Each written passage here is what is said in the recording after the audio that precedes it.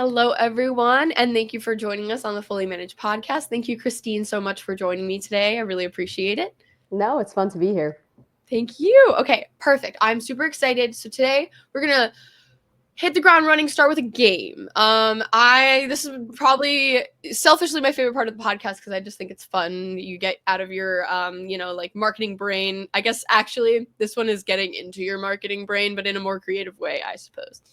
So this game is called Market Me This. So I'm going to give you either, depending on how long it takes, one unusual product or many unusual products that may be a little hard to, market. And you're going to just develop a short little plan for me. You can delve into any part of it. Obviously, marketing takes way longer than just, brainstorming on the spot. But anything that you want to delve into, we can get into, and it'll just be a fun little practice, I guess. Well, this is wild, but let's go. Let's run with it. Okay. Okay. This one might be really fun. Okay. Invisible socks. Invisible socks. Invisible socks. Okay, great. So we're going to do an influencer campaign on TikTok. Yes. Okay. Yes. We are getting a series of fashion and lifestyle creators, right? And we are going to give half of them the invisible socks, and the other half is going to do Emperor's New Clothes style content. Ooh. And then the audience will have to guess which creators actually wore the socks and which didn't. And if you guess right, you're actually going to win a pair of socks.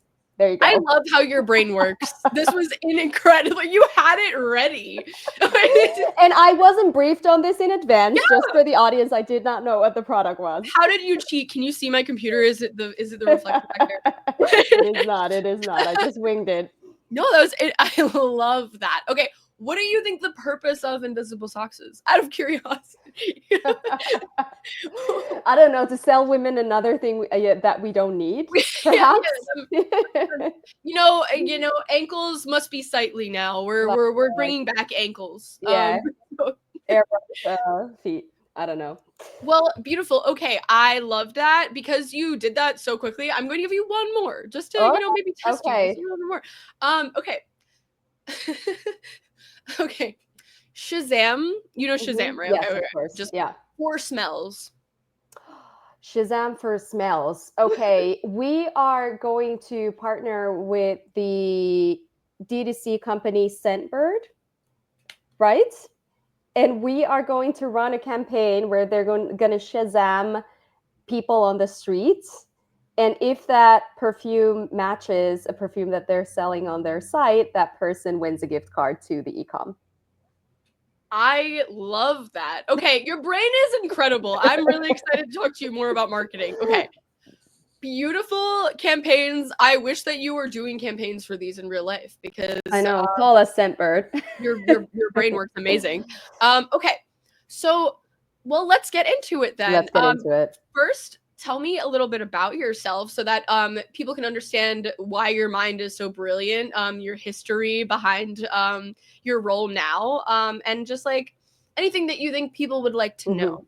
So the most interesting thing about me is not actually me at all. It is my dad. I was born into Italian, you could say circus royalty. So my dad is a clown.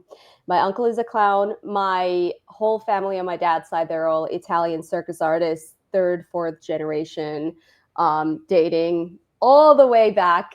And my mom, actually, she ran away with the circus in her early 20s. That's how she eventually met my dad, had 2 daughters. We were raised between traveling in Central Europe with the circus or a bunch of different circuses, and then going to school in Helsinki, Finland to also have a proper education. So I think that kind of gives a little bit of an idea on why I ended up having a creative profession myself. Whoa. Okay, that is this almost combats one of the craziest stories I've heard on the podcast was that someone's business, someone's agency that they created was shut down because there was mob infiltration. And this really, this story is more interesting than that, actually. That's Related, really cool. so actually related to the mob, some of my family members who do run circuses in Italy, whenever you do shows in the south, like Sicily, southern parts of Italy, there are areas where you would have to ask the local mafia family for permission to actually set up the circus there, because if you don't have protection, something might happen while you're in town. So Is so cool. Okay, okay. allegedly. Allegedly, yeah, we're not here to get in trouble by any kind of interest groups. I, I, I don't think the mob listens to this podcast. So Yeah, I don't think that would be actually crazy if mob royalty or any kind of yeah, honestly, DM us. yeah, If you do. we would love to market you guys. But maybe not. Maybe not, actually. I don't know. They would protect us. But anyway, okay. So how did you get into marketing from this right. this circus path? What Yeah. did you start marketing them? That would be really cool, Oh, actually. yeah. No, so actually like I said, I did have my home base in Helsinki, Finland, and ended up joining an ad agency there, TBWA. Obviously, they're quite well known here in the US as well. I joined them as an event coordinator because that was the only role that they had open at the time. I wanted to become a copywriter, and I managed to get a freelance or like part-time hourly based job supporting the events team. And while I was there doing that as a day job and studying in college at the same time, in Europe, you can kind of like work and study at the same time. It's a little bit different than here. Mm-hmm. I started doing all of the writing assignments that the actual copywriters did not want to do. If it was a brochure, this was the time when Facebook first popped up. So social media was very much like, oh, let's like have the interns, the juniors do that type of work. Yeah, And didn't 6 realize months, how much it would benefit you to get that experience. They were I like, know, "Oh, I know. we're doing this." And 6 months in, I had a little printed out portfolio of work that I'd done, and I sat down with two of the creative directors there and asked for a chance to be in the creative team, and they said, "Okay, yes, but if you suck at this, you have to understand to like resign on your own. We're not even going to fire you. You're going to have to come to us and be like, I'm leaving." And I was like, all right, game on. What? Ended up staying there for 5 years. Ooh. I was fortunate enough to be part of campaigns and stunts and work that got awarded internationally at Cannes, one show, the works. And that kind of brought me over to the US as well. So I came here to work with the New York office on an assignment that I was on for 6 months, working remotely from Helsinki, Finland. And I was here, and I thought to myself, I could move to New York. How hard can it be? Oh, I'm Turns so out sorry.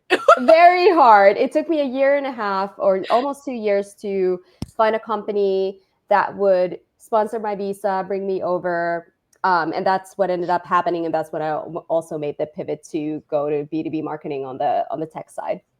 That is incredible. What is it like to have that pressure of accountability for like knowing that you're doing a good job at something that you're new at? Because having them tell you that you have to like kind of police yourself in whether you're like learning and growing and being good in a role because they won't tell you is really interesting, like a very interesting dynamic. Yeah, I think one of my best traits is that I've never really suffered from imposter syndrome. I have like sometimes a little bit of the opposite where I'm like, I could do this. Like if if like a mediocre white man can do it, why can't I do it? And they think they're the best at it. So no offense to mediocre white men.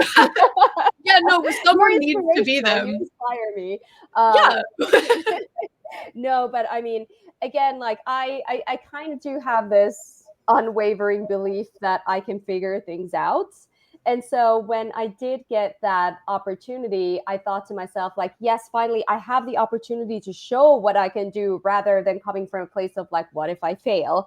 I think it's always good to have a healthy amount of fear, but I don't think that should drive us. I think the possibility of success should drive us more. Yeah, I think that's an incredible mentality to have, especially where drive is concerned. Like, if you're convinced that you're going to fail, or that your central focus is that, then you might just, it just might just be like a self-fulfilling prophecy kind of Mm-hmm. thing. Like, instead, if Mm-hmm. you're like, let's see what I can do, at least like you gave it your best effort if it's something that you find out you're not great at. Like, I Exactly. so it's like, what's the harm? Especially if you're Mm-hmm. given a chance, like you should, put your best effort and your best foot forward and, Mm-hmm. figure that out. Yeah, for sure.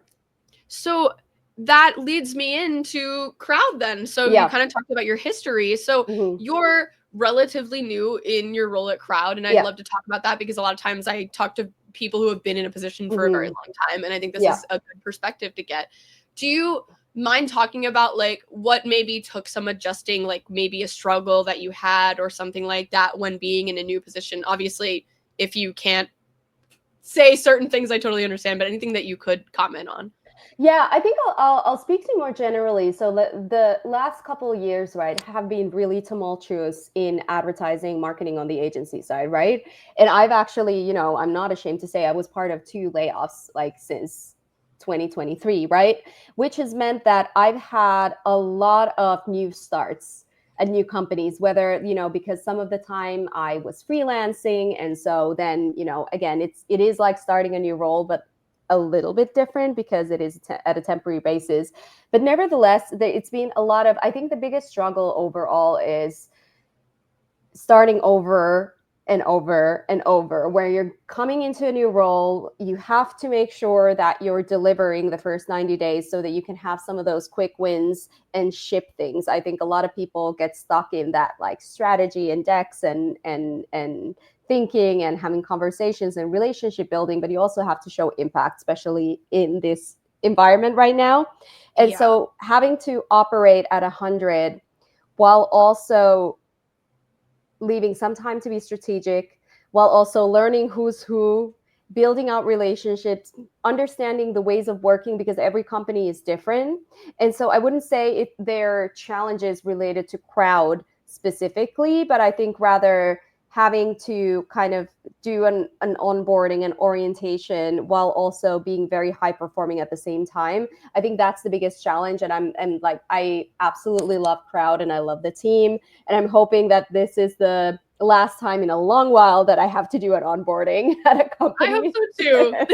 It seems like you're a really great personality to be able to kind of navigate this, like these Mhm. circumstances though. I mean, like obviously no one ever wants to be in these positions, but Yeah. at the same time, it's like, because I think a lot of people start positions having that fear that we Mhm. just talked about. Mhm. And so to maybe have a little less of that and like believe in yourself, at least you can, I think the first 90 days more people are just scared of failing. So they're having that whole, like, and then having been let go and then going to another Mhm. position and having that same dynamic, it's like you're getting that much scared over time Mhm. maybe. Mhm. So I think it's great that at least you've been able to be positive and like I think navigate through that in a very efficient way and still get to the point where you're still excited about this role is really really great.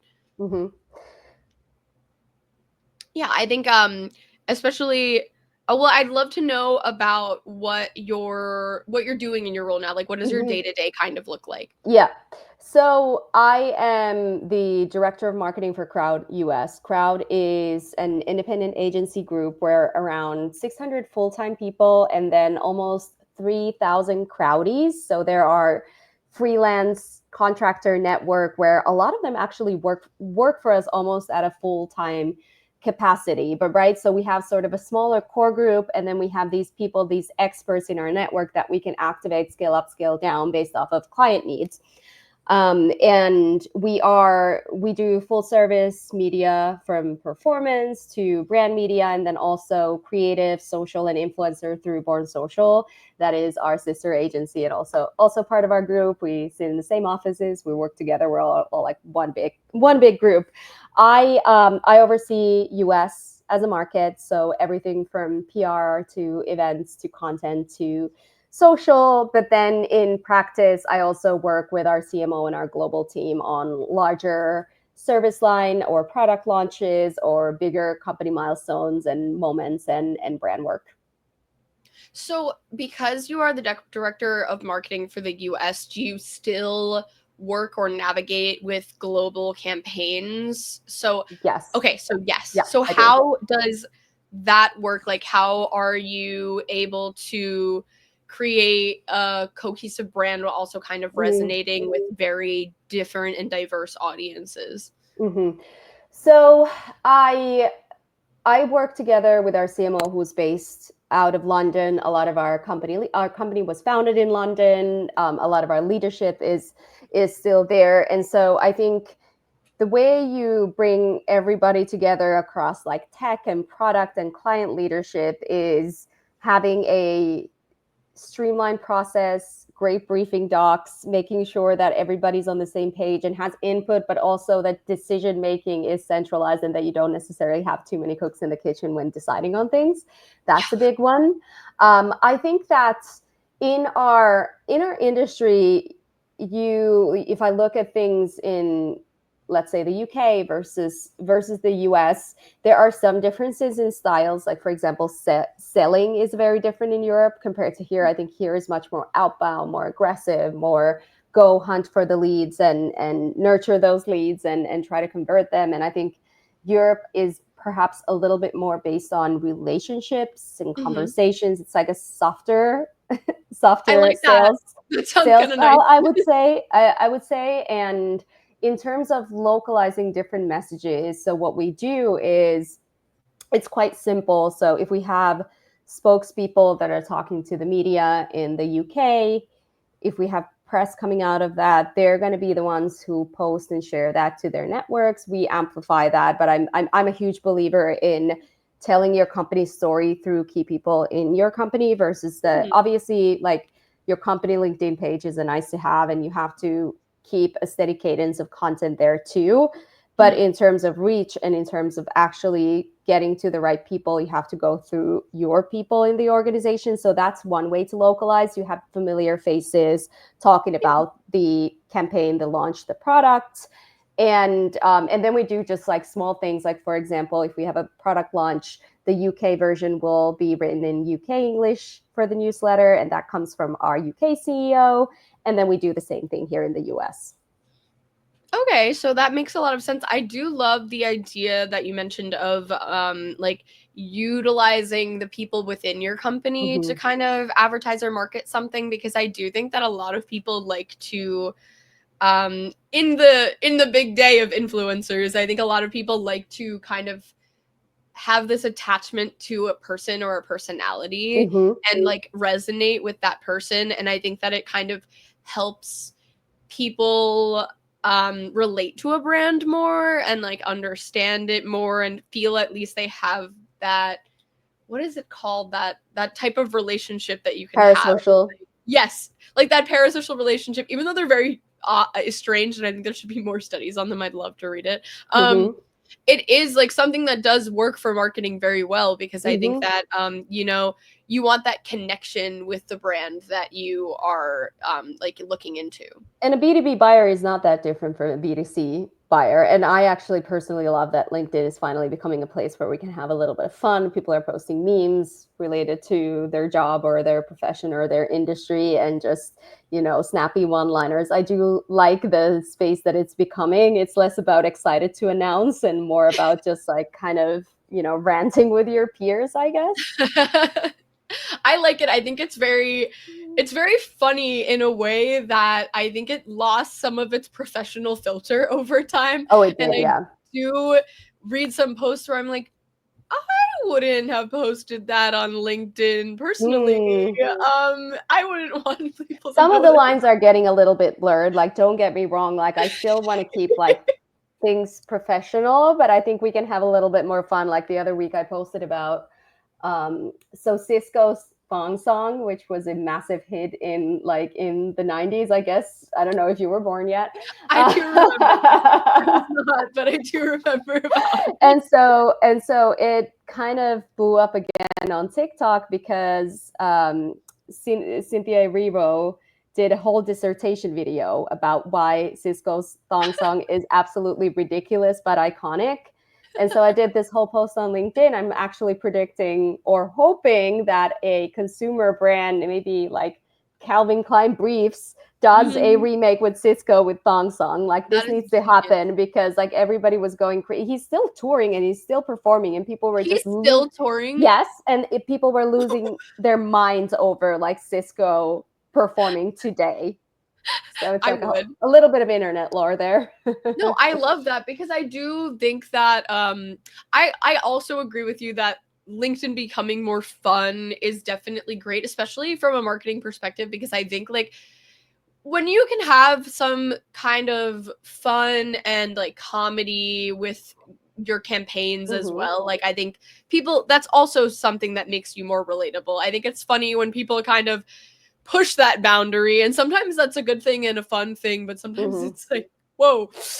Yeah. But I do think that there's a line, and I do think that it's it makes it much more of a social media than I would think it was maybe a couple years ago, even, and that's such a short period of time. But I do think that um some people share on their, like they do on Instagram, like they Oh post yeah. their Yeah. photos and like their family and things like that, and I think that's very fun for the right person. And not Mm-hmm. that, you know, I'm not gatekeeping LinkedIn, people can do whatever they want on their LinkedIn, I'm not judging them, but it's it really will work depending on what you're doing for the right person. Like when sometimes Mm-hmm. when like a founder does something, especially for like a smaller agency or even a bigger agency, when people can kind of have that glimpse into your life and they can relate to it and understand it, it Mm-hmm. does just give that extra oomph of um, people being able to relate to your brand and feel like they're a part of it. Yeah, you just need to be careful that it doesn't start feeling cheesy. Like, having those types of posts where like I don't know, like they write this like whole thing about maybe their wife and kids, and then it starts bleeding a little bit into this almost like a Business. performance or like a performance theater of you wanting to look like the ideal family man or like right, like it's like I don't know if this needs to be here. I do love posts when people are candid about work-life balance, or when you're talking about how you're becoming a parent and also running a company, like those, I think those things have a space there. But when it becomes more around like, okay, this is actually you of a humble brag, like wanting a back pat on like being a really great parent, like then it's, or a great husband, great spouse, great wife, then I'm like, okay, I don't know if this should be here. I completely agree with that. I think that's what it comes with being relatable, is it's like people can Mm-hmm. tell when you're inauthentic. Like not everyone, but most people, especially marketers who are literally like have the Yes, eye for seeing whether something is for made with sure. AI only or like is in like authentic or not. And Mm-hmm. consumers, because they're constantly being marketed to with social media and so much advertising space, like how much noise there is, Mm-hmm. people are also developing a better eye for that as well. And I think that when you have that kind of facade put up, people can see right through it at points. And it is cheesy, especially when it's something like I love the joke post, but people actually do make them, and I see them on my own Mm-hmm. LinkedIn of me and my wife divorced, and these are four things that Oh I yeah, yeah, yeah. Yeah. those make me crack up. But I'm also like, what is this doing for you? Like, what are Mm-hmm. I think when people do post, they should kind of maybe see, like I love the transparency of it, of especially the work-life balance. I Mm-hmm. actually think that trend on LinkedIn is incredible and very powerful in, you know, Yeah. setting this like a better precedence about how people should work Mm-hmm. and what's good for them. But I also think that you kind of have to look at like, how would this post affect me? Like what would people think? And I think that on LinkedIn you kind of have to do that more than on your social media that's more Yeah. like likes. And I think satire and comedy and jokes, you have to be a stellar writer to hit the tone right. And so again, like if you're not in that 1%, I would maybe like skip that. But I do follow a couple people who are just incredible with that and like have that wit and tone and are very creative. And so then like you get a full pass. Yeah, no, I if I laugh because of your LinkedIn post, which I doesn't happen very often for me, Hmm. just I'm like, you did a great job. Like, I applaud you for that Hmm. because Hmm. it's kind of hard to walk that professional line while also like having humor because a lot of people fear Hmm. that Hmm. they're being insensitive to Yeah. maybe a certain type of group or something. Hmm. It'd be so worried about being tasteful when you're posting on a professional platform such Oh, as for that. sure. So, okay, so kind of speaking related to this. So, what is it like marketing to marketers? Like what is the trouble or like the fun too about the idea of having that almost paradoxal kind of thing? Hmm. I think it's a tough crowd for sure because the bar is so high. The flip side of it is that you are able to reference a lot of inside baseball because we know what we're talking about. We're Mhm. perennially online, we're following what other brands are doing. So there is this kind of opportunity to then also just like speak amongst ourselves, right? I'm a marketer myself, and so that's like sort of the upside of it. I do think that when you are able to do something very standout and creative and impactful, they appreciate it more than an average consumer, right? Because Mhm. marketers love to talk about great campaigns. Um, one of the best things that I've done as a B2B marketer was a few years back when I was still at Celtra. They're a creative automation software company. And we actually were able to secure the marquee branding spot at Cannes Lions to brand the whole pink carpet that envelops the festival area. And it has almost 100 out of home ad placements. And so we were able to write this, we just done a rebrand. We were able to write the full sort of brand story and the product hero messages along the croisette and outside of the festival. And, people would come up to us and marketers would come up to us and be like, wow, like, you're everywhere in Cannes, you've invested so much money. And I'm like, actually, this is like the only thing that we did. Like we put all of our, right. But it looked like we were being everywhere. And similar thing happened actually at the same company a few years before that, where we bought a series of digital out of home placements in Las Vegas for CES. And we had one of the like massive CPG companies call us up and say like, hey, wow, like you've really invested big into CES this year. And again, like we were like, oh yeah, we did. And in reality, it was the out of home plus the sales team on the ground. But again, perception is reality. So yeah, I do enjoy B2B. I enjoy marketing to marketers. I enjoy the fact that now it's becoming more fun. Again, with LinkedIn and with B2B influencers entering the chat, there's a lot more, like the bar for creative is higher, and companies are finally starting to understand that you also have to be creative in B2B to stand out. No, I love that. It must feel that much better to have marketers like patting you on the back for a campaign when Oh, it's you know that everything. Yeah. they are weeding through the noise all the time. Like Yeah. they know like what it's like a mentor patting you on the back for something that you did Hmm. because marketers are taught to look at things a Hmm. certain way. Like are they can see when something's hollow. They can see when something's inauthentic. So you know Hmm. your campaign is truly successful when fellow marketers and Hmm. I like and that's all you do. So that must feel amazing when your campaign is truly successful. You really do know it. Oh, yeah, for sure. And I think also in being in this sort of like professional space, what I like about it too is that you have to be very intelligence led. So again, because you have to be deeper, you have to pull your own research, you have to have a perspective on the industry. The thought leadership needs to have teeth, right? You can't just kind of, if you're marketing a toothpaste, I don't know, you put out a few of the key USPs, maybe you run a fun influencer campaign. It's just a very different arena that you're playing in. I think in B2B marketing, you have to be very thoughtful and you have to a lot of times do it with like much smaller budgets than in consumer marketing. And so it like kind of forces you also to act creative. Yeah, what is like other than maybe the noise of or maybe not the noise but the difficulties that come with marketing to marketers, what do you personally feel like those are?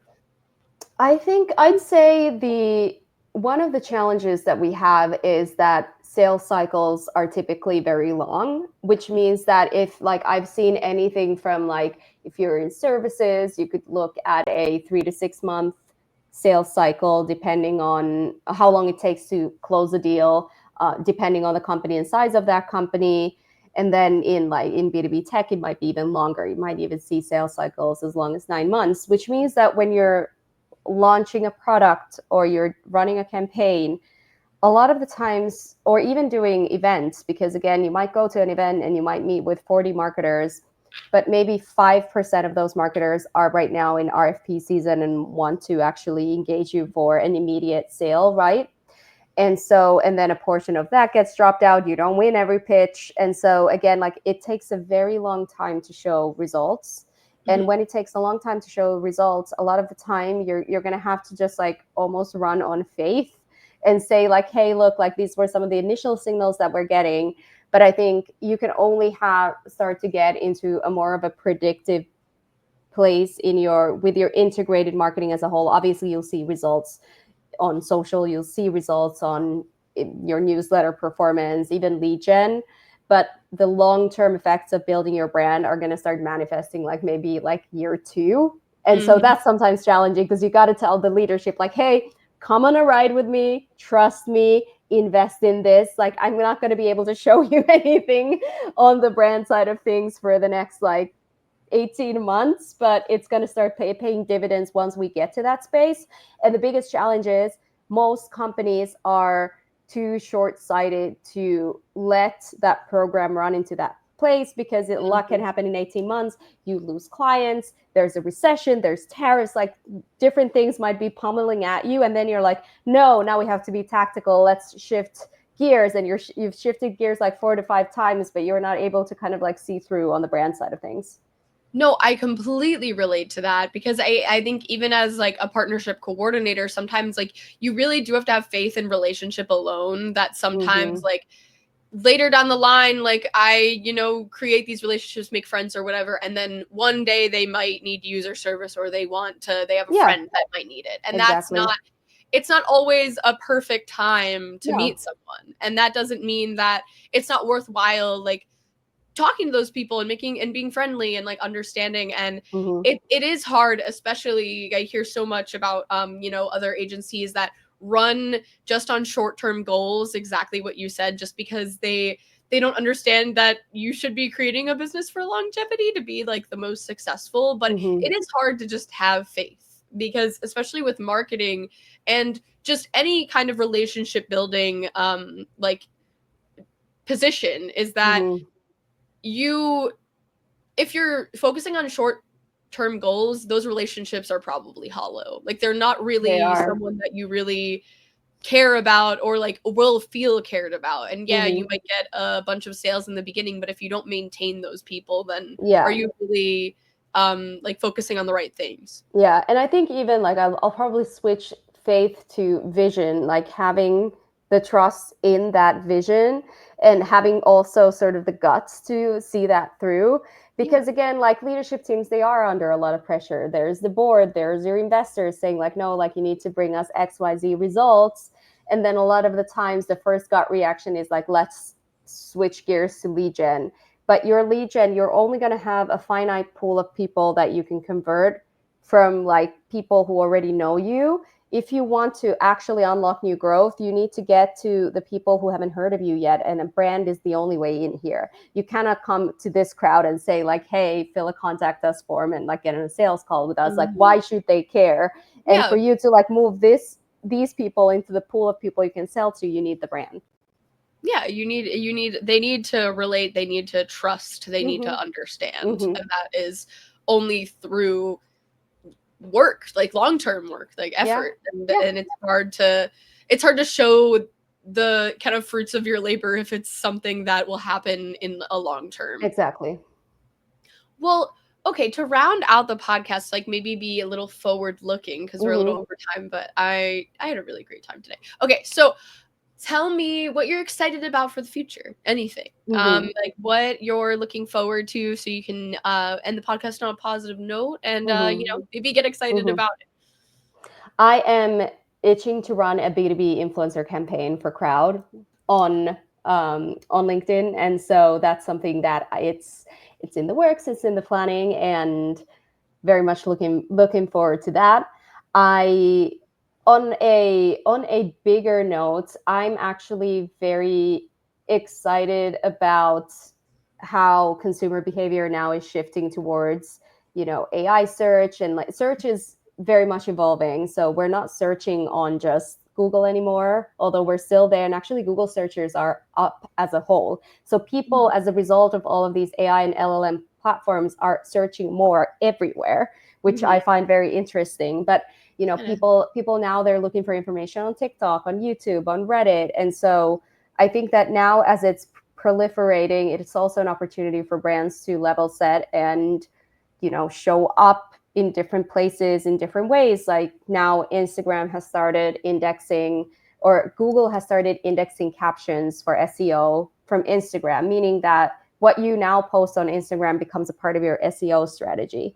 And so I think it's actually an exciting space because it means that people will start to have to build authority online again. I think PR is going to be one of those areas that's going to see a little bit of a mini renaissance because you need trusted sources for LLMs to pull from. And so I think it's going to give the marketing industry a little bit of a shakeup in terms of how they show up and what stories they tell, but it's going to be very content driven, and I'm excited for that. I completely agree. I think that there's actually like I'm excited for the shift in the same way of the idea that it seems like more authentic content, like you said, will be more valuable, because I think for the longest time a lot of people were of the vice, like focusing on blogs, like domain authority, specifically trying to do link building, and of course that's never not going to be important, I don't think, but at the same time pushing out blog posts that maybe don't provide value for people, I don't think is going to work anymore. And I'm excited that things will be more content driven and personalized, I think, for the sure. future. Yeah. And that's something I'm super excited about because I love authenticity, and I love that that is what makes a business successful rather than, the latter. 100%.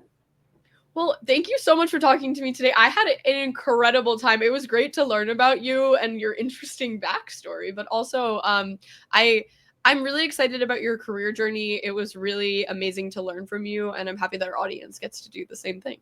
No, Shannon, this was a blast. Yay. I'm so excited. I hope that it sets the tone for the day, and I hope that the rain doesn't get you down too much. But thank you so much again. No, thank you. Thank you. This was so fun. Thank you. And thank you for everyone listening. We'd be nothing without you. I hope that you can check out other episodes and get to learn like I get to every time. Thank you so much. Thank you.